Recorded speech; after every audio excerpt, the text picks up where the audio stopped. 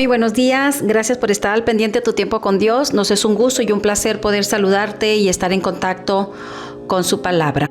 Estamos estudiando el libro de Números, capítulo 14, del 11 al 25, y el título es Del juicio a la misericordia.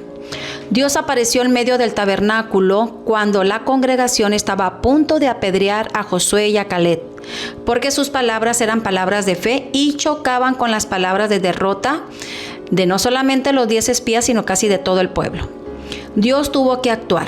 Y en el versículo 11 dice que Jehová habló con Moisés y le dice: ¿hasta cuándo me ha de irritar este pueblo? ¿Hasta cuándo no me creerán con todas las señales que he hecho en medio de ellos?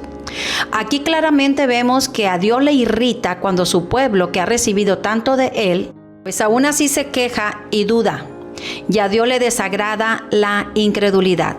Hebreos capítulo 11, versículo 6 dice que es imposible agradar a Dios sin fe. Dios solamente pide creer y de Dios recompensar esa fe. Pero cuán difícil es mantener esa fe cuando la duda gobierna, cuando la ingratitud olvida los favores de Dios. Ahora imagínese que es a nosotros a quien Dios nos pregunta: ¿hasta cuándo me vas a irritar? ¿Hasta cuándo me vas a creer con todas las señales, los milagros que he hecho en tu vida? Dios estaba molesto con su pueblo. Y usted pudiera preguntarse: ¿pero cómo? ¿A poco Dios se molesta? Pues sí, Dios es un Dios de amor, Dios es un Dios de misericordia, Él es paciente, pero también Él siente, Él es justo, y la justicia tenía que ser aplicada a un pueblo injusto.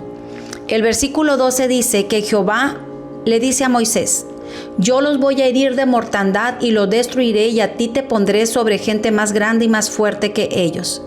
El juicio sería lo que ellos confesaron con su boca. Allí en el capítulo 14, versículo 2, ellos dijeron: mejor nos hubiéramos muerto en el desierto o en Egipto. Y no era algo que Dios hubiera deseado, sino que ellos lo pidieron. Ellos se lazaron con los dichos de su boca. Y aquí veremos cómo el juicio de Dios cambia con la oración de Moisés, con una oración de intercesión poderosa, y Dios actúa con misericordia. Moisés amaba al pueblo, pero también amaba a Dios mucho más que al pueblo. Pero el pueblo tenía que aprender que la queja tiene sus consecuencias, que la incredulidad desagrada a Dios y que las palabras que salen de la boca tienen poder. Entonces Moisés intercede por su pueblo, pero también muestra que no quería que los egipcios hablaran mal de él, o sea, de Dios y del pueblo, si Jehová decidía destruirlos. Y mire la preocupación de Moisés: Jehová, ¿lo oirán los egipcios que con poder los sacaste, pero para hacerlos morir? Porque no pudiste meterlos a la tierra que les habías jurado y los mataste en el desierto.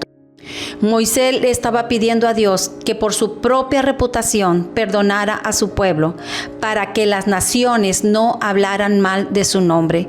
Moisés amaba a su pueblo, pero amaba más el nombre de Dios. Le pregunto yo: ¿amamos el nombre de Dios que nos ofendemos cuando alguien habla mal de su nombre?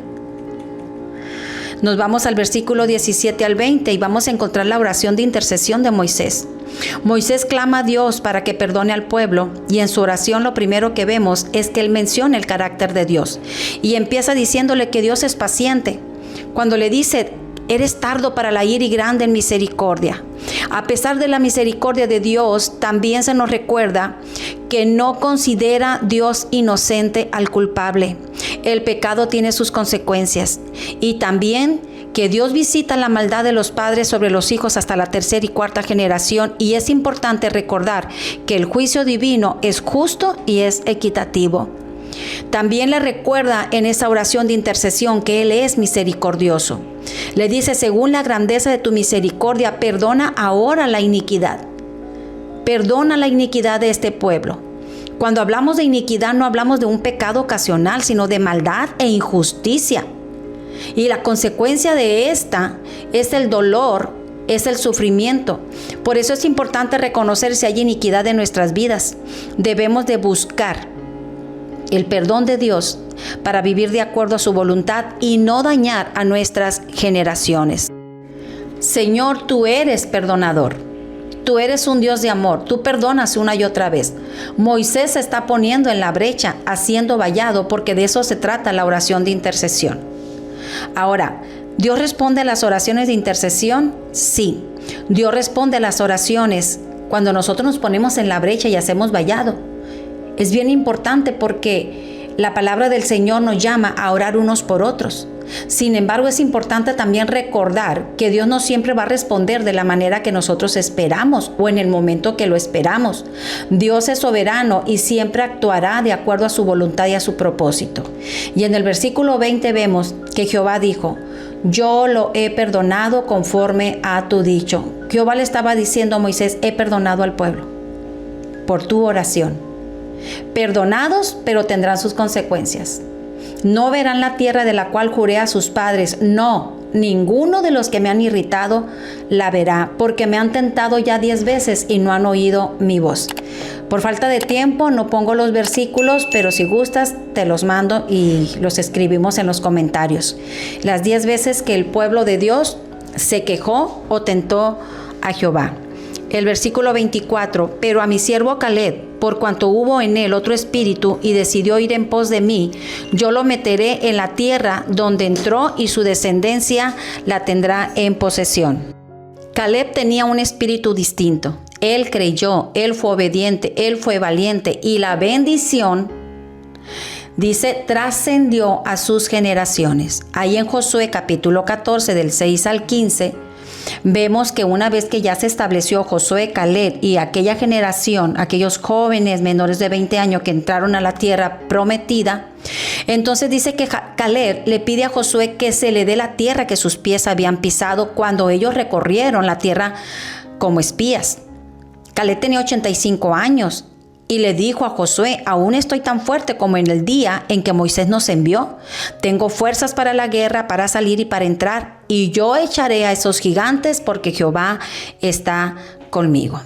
Qué tremenda historia. Y así como Caleb, nosotros debemos de ser fieles a Dios, no solamente al principio de nuestro caminar, sino a lo largo de nuestra vida. Y por causa de su fe, Dios le otorgó lo que Caleb le pidió. Y esa bendición seguiría a sus generaciones. Mas no así fue el destino de aquellos que estuvieron quéjese, murmurando y con un espíritu de incredulidad. No pudieron entrar a la tierra prometida, sino que el día de mañana pues vamos a ver el triste final de un pueblo rebelde que no creyó en Dios. Así que vámonos poniendo del lado de Caleb, vámonos poniendo del lado de Josué y vamos creyendo las promesas del Señor. Aunque se levanten los gigantes, Dios está con nosotros y más podemos nosotros, porque dice su palabra: si Dios con nosotros, ¿quién contra nosotros? Que Dios te bendiga, que tengas un día muy, muy bendecido. Gracias por escucharnos. Nos vemos el día de mañana y recuerda que no hay mejor tiempo que tu tiempo con Dios. Dios te bendiga.